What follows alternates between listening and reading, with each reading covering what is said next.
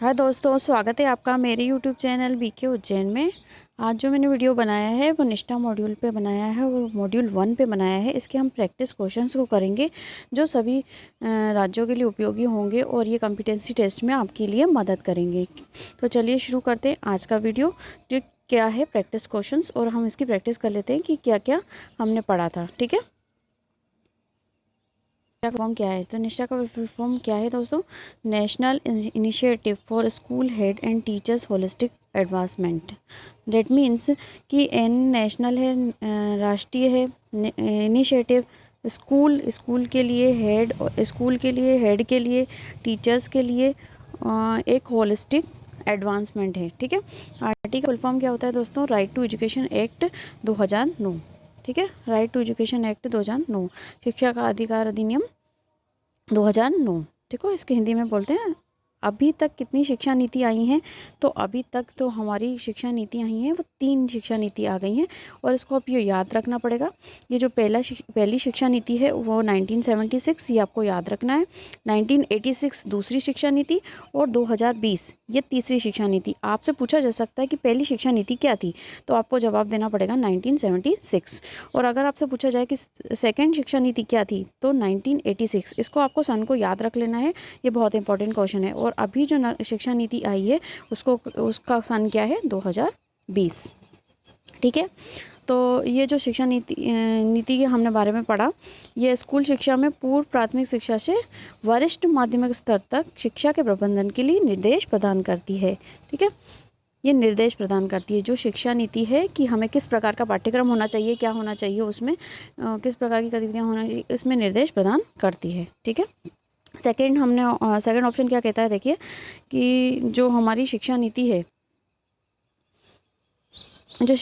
है, स्कूल शिक्षा और शिक्षक शिक्षा में एक नए राष्ट्रीय पाठ्यचर्या की रूपरेखा और भविष्य में पाठ्यक्रम सुधार के विकास का मार्गदर्शन करेगी। ठीक है, अभी लास्ट लाइन क्या कहती है? देखिए, इसमें हम बात कर रहे हैं जो भी हमारे जो एनसीएफ है, एनसीएफ के लिए और पाठ्यक्रम सुधार के लिए क्या करेगी? मार्गदर्शन प्रदान करेगी, जो नई शिक्षा नीति है। ठीक है, ये भी जो भी शिक्षा नीति आई है वो। ठीक है, नेक्स्ट क्वेश्चन क्या कहता है हमारा?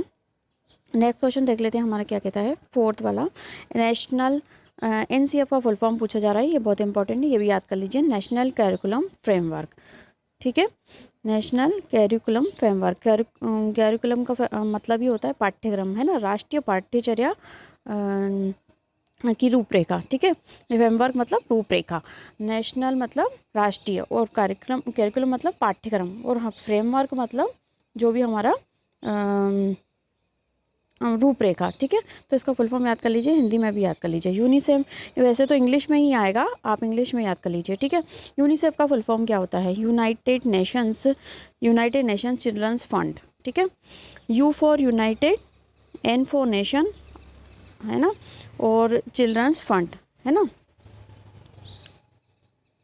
इसको पहले क्या बोला जाता? United Nations international children's emergency fund बोला जाता था, अब इसका नाम पलट के ये बोल दिया गया है। ठीक है, यूनाइटेड नेशंस चिल्ड्रन फंड हो गया है। ठीक है, ये याद कर लीजिए। United, N for nation, united nation, international, I for international, C for children, children के लिए इमरजेंसी फंड। अब नाम से ही समझ में आ रहा है कि क्या करता है ये।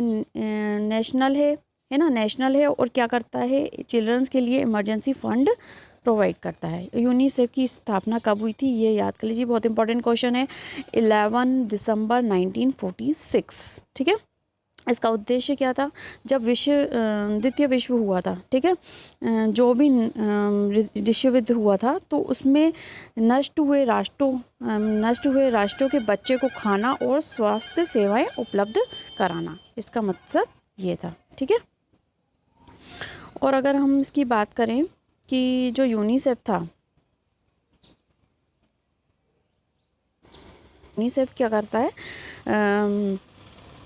ये यूनिसेफ का सप्लाई प्रभाग कार्यालय कहाँ पर है? कोपन हेगन डेनमार्क में है, और ये कुछ महत्वपूर्ण समाज जैसे जीवन रक्षक टीके जो होते हैं और HIV पीड़ित बच्चों, उनकी माताओं के लिए दवा, कुपोषण के उपचार के लिए दवाइयाँ, आकस्मिक आश्रय आदि के वितरण की प्राथमिक जगह होती है। ठीक है। और अगर इसकी और बात करें तो 5 प्राथमिकताओं पर केंद्रित होता है ये, जैसे कि बच्चों के विकास पे, बुनियादी शिक्षा पे, लिंग के आधार पर समानता पे, ठीक है, जो लड़कियों में जो भेदभाव नहीं होना उस पे, बच्चों की हिंसा से बचाव के लिए, शोषण के लिए, बाल श्रम के विरोध में, और HIV एड्स और बच्चों के अधिकारों के वैधानिक संघर्ष के लिए काम। ठीक है। नेक्स्ट क्वेश्चन क्या कहता है हमारा, देखिए, जो NCF होता है, राष्ट्रीय पाठ्यचर्या रूपरेखा के कितने मार्गदर्शक सिद्धांत हैं। मार्गदर्शक जो हमारे मार्ग को बताते हैं, जैसे कि मैंने आपको पहले ही बता दिया कि 5 मार्गदर्शक सिद्धांत इसके होते हैं। ठीक है। और हमने ये पढ़ भी लिया था कि 5 मार्गदर्शक सिद्धांत क्या होते हैं। ठीक है। जीवन से जोड़ना, बाहरी जीवन से जोड़ना, और रटन प्रणाली को हटाना, और स्वर्णगीण विकास पर केंद्रित होना, और ना कि पाठ्य पुस्तक पे केंद्रित होना, और लचीला होना। ठीक है। ताकि जीवन से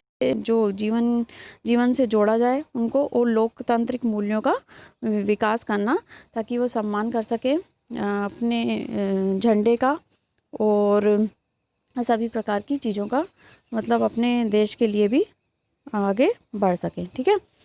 और सभी चीज़ों में अपना मतलब अच्छा विकास करके अपनी अच्छी व्यक्तित्व बना के अच्छे इंसान बन सकें। ठीक है।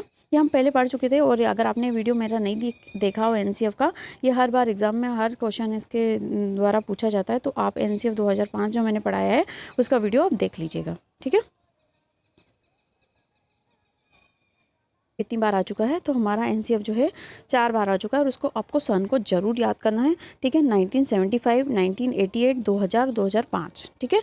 अगर आपसे पूछा जाए कि NCF कितनी बार आ चुका है, तो 4 बार आ चुका है। राष्ट्रीय पाठ्यचर्या की रूपरेखा एक पाठ्यचर्या क्या है, ये भी पूछा जा सकता है। इसकी डेफिनेशन भी पूछी जा सकती है, क्या है ये NCF क्या है। एक पाठ्यचर्या नीति दस्तावेज है। पाठ्यचर्या जो हमारी बनती है, हमें पता है कि पाठ्यचर्या जो होती है स्कूलों में, उसके जो भी नीति दस्तावेज है, एक प्रकार का डॉक्यूमेंट है ना, जो क्या करता है, देश की संपूर्ण शिक्षा प्रणाली का मार्गदर्शन करने के लिए NP से अंतर्दृष्टि और दूरदर्शिता प्राप्त करता है। ठीक है। तो क्या करता है NP, जो हमने पढ़ा था, नेशनल पॉलिसी ऑन एजुकेशन, जो भी हमारी राष्ट्रीय शिक्षा नीति थी, उससे मार्गदर्शन प्रदान करके, और क्या करता है, एक पाठ्यचर्या का नीति दस्तावेज प्रदान करता है ना। मतलब हमें बताता है कि क्या क्या रूल्स होने चाहिए। ठीक है। उनसे मार्गदर्शन लेके, किससे, जो हमने राष्ट्रीय शिक्षा नीति पढ़ी थी उससे। ठीक है। दूसरा क्वेश्चन है हमारा, जो हमारा दूसरा क्वेश्चन है दोस्तों, हमसे ये पूछा जाएगा कि निष्ठा ट्रेनिंग की शुरुआत कब हुई थी। ये सबको पता है कि जनवरी 2019 में इसकी शुरुआत हुई थी। ठीक है। इसके बाद ये सही क्रम सा पूछा जाता है, जो आपको याद रखना है। जो हमारी नेशनल पॉलिसी ऑन जो हमारी पॉलिसी थी, राष्ट्रीय शिक्षा नीति, सबसे पहले वो आती है। उसके बाद NCF, नेशनल, जो हमारा पाठ्यक्रम के बारे में, हमारे जो भी पूरे साल जो पाठ्यक्रम में गतिविधियां और ये सभी चीज़ें होंगी, उसके बारे में ये नीति दस्तावेज है, एक डॉक्यूमेंट है। और पाठ्यचर्या इसके बाद, और पाठ्यचर्या के बाद पाठ्यक्रम, उसके बाद पाठ्य पुस्तकें, शिक्षण अधिगम सामग्री, और सीखने के प्रतिफल, ये आपको याद रखना है। ठीक है। नेक्स्ट क्वेश्चन है जो हमारा, वो है कि दूसरी राष्ट्रीय शिक्षा नीति 1986 के समय भारत के प्रधानमंत्री कौन थे। तो राजीव गांधी इसके प्रधानमंत्री थे। ऑपरेशन ब्लैक बोर्ड किसके सुझाव पर शुरू किया गया था। राष्ट्रीय शिक्षा नीति 1986। ठीक है। किस वर्ष ऑपरेशन ब्लैक बोर्ड की शुरुआत हुई थी। 1987। ये आपको सन याद रखना है, पूरी चीज़ें आपको याद रखना है। फोर्थ क्वेश्चन है हमारा, राष्ट्रीय शिक्षा नीति 1986 में पहली बार किस शिक्षक की बात कही गई। ठीक है। तो कंप्यूटर शिक्षा की बात कही गई थी। किस शिक्षक की बात की गई थी, शिक्षा की बात होगी वहाँ पे, शिक्षा की बात की गई थी, तो कंप्यूटर शिक्षा की बात की गई थी। ठीक है। राष्ट्रीय शिक्षा नीति 1986 का मुख्य योगदान क्या है। जैसे कि हम बात करें तो ये मुक्त विश्वविद्यालय, नवोदय विद्यालय और ऑपरेशन ब्लैक बोर्ड, इसका मुख्य योगदान है। फिर नेक्स्ट क्वेश्चन है, राष्ट्रीय शिक्षा नीति 1986 का प्रतिवेदन कितने खंडों में तैयार किया गया था? तो इसको आपको याद रखना है कि 12 खंडों में इसका जो है तैयार किया गया था। ठीक है, नेक्स्ट क्वेश्चन है, राष्ट्रीय शिक्षा नीति 1986 में क्या क्या सुझाव दिए गए थे? कंप्यूटर शिक्षा का, ग्रामीण विश्वविद्यालय का एवं राष्ट्रीय मुख्य विद्यालय का। ठीक है, 8th क्वेश्चन है, राष्ट्रीय शिक्षा नीति 1986 की समीक्षा किसके द्वारा की गई थी? तो राम मूर्ति समिति 1990 के द्वारा इसकी जो है समीक्षा की गई थी। ठीक है, नेक्स्ट क्वेश्चन है हमारा, डाइट की स्थापना किसकी सिफारिश की गई थी? राष्ट्रीय शिक्षा नीति 1986 के द्वारा डाइट की सिफारिश की गई थी। ठीक है, 10th क्वेश्चन है हमारा, संशोधित राष्ट्रीय शिक्षा नीति 1992 में प्राथमिक शिक्षा को कब तक सर्वसुलभ बनाने की घोषणा की गई थी? तो 2000 तक हमारी जो प्राथमिक शिक्षा है दोस्तों, कब तक सुलभ बनाने की घोषणा की गई थी? ये 1992 भी शिक्षा नीति आई थी। हमने पढ़ा था कि जो 1968 है वो 1986 है, और अभी जो शिक्षा नीति आई है उसका नाम है 2020। तो 3 बार आई थी, लेकिन इसको काउंट इसलिए नहीं किया जाता, ये थोड़ी इसमें चीज़ें थी जो उसको बाद में इसको शामिल नहीं किया था। लेकिन ये जो शिक्षा नीति आई थी इसको कब तक सुलभ बनाने की घोषणा की गई थी? 2000 तक। ठीक है, राष्ट्रीय शिक्षा नीति 1986 में प्राथमिक शिक्षा कब तक सर्वसुलभ बनाने की घोषणा की गई थी? ठीक है, तो ये मैंने बता दिया आपको, है ना। राष्ट्रीय शिक्षा नीति के लक्ष्य क्या हैं? राष्ट्रीय शिक्षा नीति के लक्ष्य हैं राष्ट्रीय पाठ्यक्रम, शिक्षा का समान अवसर एवं भाषाओं का विकास। नई शिक्षा नीति का उद्देश्य क्या है? समग्र शिक्षा प्रणाली को सुधारना। और जो 3 लैंग्वेज फार्मूला है, त्रिभाषा फार्मूला, जो मैंने आपको बता दिया था कि एनसीएफ में त्रिभाषा फार्मूला, ठीक है, ये दिया गया था। किस में दिया गया था ये त्रिभाषा फार्मूला? 1968 में। ये आपको याद रखना है, 1986 में भी आ सकता है, तो आपको याद रखना है ये 1968 में आया था। ठीक है, नेक्स्ट क्वेश्चन है, पर्यावरण के प्रति जागरूकता पैदा करने के लिए किस शिक्षा नीति का महत्वपूर्ण घटक है? तो राष्ट्रीय शिक्षा नीति 1986 का। अब ये पर्यावरण की बात कर रहा है, पर्यावरण वाला 1986, ये याद रखना आप लोग। ठीक है, अब मैंने छोटे से कुछ क्वेश्चंस डाल दिए हैं जो आपको जल्दी हेल्प करेंगे। ठीक है, 2 व्यक्तियों का संपर्क जिसमें एक व्यक्ति को किसी प्रकार की सहायता दी जाती है कहलाता है परामर्श। ठीक है, पिछड़े बच्चों की बुद्धि लब्धि जो होती है वो कितनी होती है? 85 से कम। वर्तमान निःशक्त बच्चों की शिक्षा को क्या कहा जाता है? समावेशी शिक्षा। वह बच्चा जो समावेशी शिक्षा से संबंधित होते हैं कहलाते हैं समावेशी बच्चे। और टर्मन के अनुसार प्रतिभाशाली बच्चों की बुद्धि लब्धि कितनी बताई गई थी? 140 से अधिक। सामान्य बच्चे तथा विशिष्ट आवश्यकता वाले बच्चों दोनों की बुद्धि लब्धि कितनी होती है? वाले बच्चे दोनों की बुद्धि लब्धि होती है 90 से 110। अगर हम सामान्य की बात करें तो हमारी सामान्य की बुद्धि कितनी होती है? ये याद रख लीजिए, इंपॉर्टेंट क्वेश्चन है, 90 से 110। डॉक्टर मुखर्जी के अनुसार वरिष्ठ अध्यापक अथवा प्रधान अध्यापक द्वारा किए गए मूल्यांकन को क्या कहा जाता है? निरीक्षण कहा जाता है। सरकारी संगठनों के नाम या परामर्श में सहयोग देने वाले विभाग कौन से हैं? डाइट विभाग, ठीक है, जिला चिकित्सा और मनोविज्ञान शाला इलाहाबाद विभाग, ये सब जो हैं परामर्श देने वाले और सरकारी संगठनों के सहयोग देने वाले विभाग कहलाते हैं। लायंस क्लब, रोटरी क्लब जैसी धर्मार्थ संगठन क्या हैं? तो ये क्या है? गैर सरकारी संगठन। अगर हम बुद्धि लब्धि की बात करें, अगर हम बुद्धि लब्धि के मापन के जन्मदाता में बुद्धि लब्धि का सूत्र किसने दिया, इसकी बात करें तो इसका सूत्र किसने दिया था? टर्मन ने दिया था। टर्मन ने, याद कर लीजिए आप, टर्मन ने दिया था। और इसका सूत्र क्या था ये भी आपसे पूछा जा सकता है, MA/CA × 100। MA का मतलब होता है मानसिक आयु, और क्रॉनिकल, इसको मेंटल एज बोलते हैं, और नीचे वाले को क्रॉनिकल एज बोलते हैं। ठीक है, मानसिक आयु ऊपर रहती है और वास्तविक आयु जो है नीचे रहती है। ठीक है, और दृष्टिबाधित बालक किसकी सहायता से पढ़ते हैं? ब्रेल लिपि की सहायता से पढ़ते हैं, आपको पता ही होगा। श्रवण बाधित बालक को पढ़ने के लिए कौन सी भाषा प्रयोग की जाती है? तो सांकेतिक भाषा।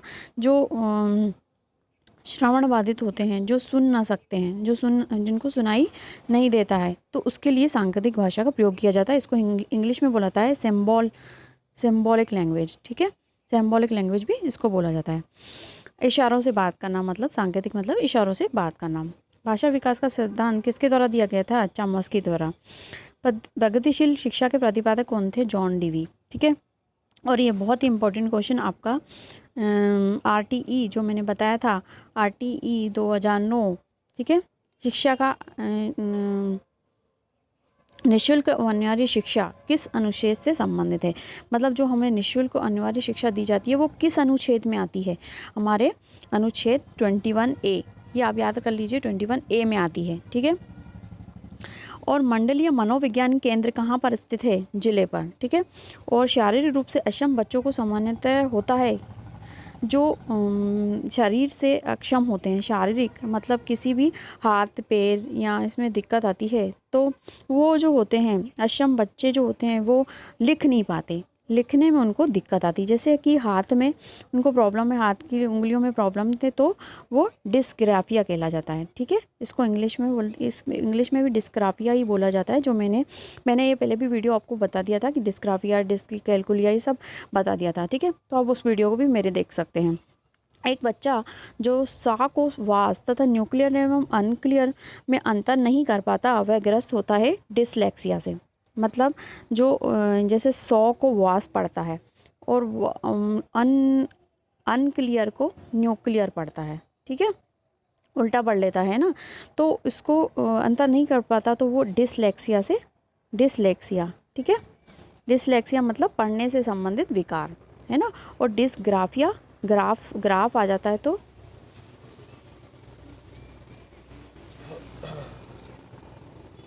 डिसलेक्सिया मतलब पढ़ने की अक्षमता है ना। एलेक्सिया भी क्या होता है? एलेक्सिया लिख दिया जाए या डिसलेक्सिया लिख दिया जाए, एक ही बात है, पढ़ने की अक्षमता होगा, यहाँ पे क्षमता नहीं होगा, है ना। पढ़ने की अक्षमता, इसमें गलत लिख दिया है। ठीक है, ब्रेल लिपि किन बच्चों से संबंधित है? दृष्टिबाधित बच्चों से संबंधित है। अमेरिकी राष्ट्रपति का नाम बताइए जो पोलियोग्रस्त थे, ये भी पूछा जा सकता है, रूजवेल्ट। ठीक है, जो अमेरिकी राष्ट्रपति थे जो पोलियो से ग्रसित थे, उसका नाम क्या था? रूजवेल्ट। ठीक है, और 16 PF परीक्षण के जन्मदाता कौन है? Raymond creature. और मनोविज्ञान शाला की स्थापना कब व कहाँ की गई थी? मनोविज्ञान से रिलेटेड, मन से रिलेटेड अगर कोई प्रॉब्लम होती है, मनोविज्ञान से रिलेटेड मतलब दिमागी कोई प्रॉब्लम होती है, तो उसकी स्थापना, शाला की स्थापना कहाँ पे की गई थी? 1947 में इलाहाबाद में। ठीक है, और ये किसके द्वारा की गई थी? आचार्य नरेंद्र देव के द्वारा। और प्रतिभाशाली बच्चों की बुद्धि लब्धि की होती है, जो बहुत ही ज़्यादा इंटेलिजेंट होते हैं और जल्दी समझ जाते हैं, उनकी बुद्धि लब्धि कितनी होती है? 140 या 140 से ऊपर। ठीक है, और जो मनोवैज्ञानिक शाला का प्रमुख का संस्था प्रमुख क्या कहलाता है? उसको बोलते हैं पदेन निर्देशक। ठीक है, शारीरिक से सक्षम, मंदबुद्धि, शैक्षणिक रूप से पिछड़े बालक तथा प्रतिभाशाली बालक कहलाते हैं। तो क्या कहलाते हैं? जो मंदबुद्धि, ये शारीरिक में अक्षम होते हैं और मंदबुद्धि होते हैं और शैक्षणिक रूप से पिछड़े बालक होते हैं या प्रतिभाशाली बालक, जो ये सभी प्रकार के बालक होते हैं, इनको बोला जाता है CWSN बालक, चिल्ड्रन विद स्पेशल नीड। ठीक है, अब ये जो क्वेश्चन है और मैं आपको नेक्स्ट वीडियो में बता दूंगी, अभी वीडियो लंबा हो रहा है। और न्यू पॉलिसी एजुकेशन जो आई है, अभी जो नई शिक्षा नीति आई है 2020, इससे रिलेटेड क्वेश्चन भी हम नेक्स्ट वीडियो में पढ़ेंगे। तो मिलते हैं दोस्तों अगले वीडियो में अगले कंटेंट के साथ। तब तक के लिए बाय बाय, सी यू। तब तक आप अपनी पढ़ाई जारी रखिए और पढ़ते रहिए। और जो मैं नेक्स्ट वीडियो है इसमें ये मॉड्यूल 1 ख़त्म कर दूँगी, फिर अपन नेक्स्ट वीडियो में और मॉड्यूल 2 के प्रश्न और कर लेंगे। ठीक है, तो मिलते हैं दोस्तों अगले वीडियो में अगले कंटेंट के साथ। ठीक है, तब तक के लिए बाय बाय।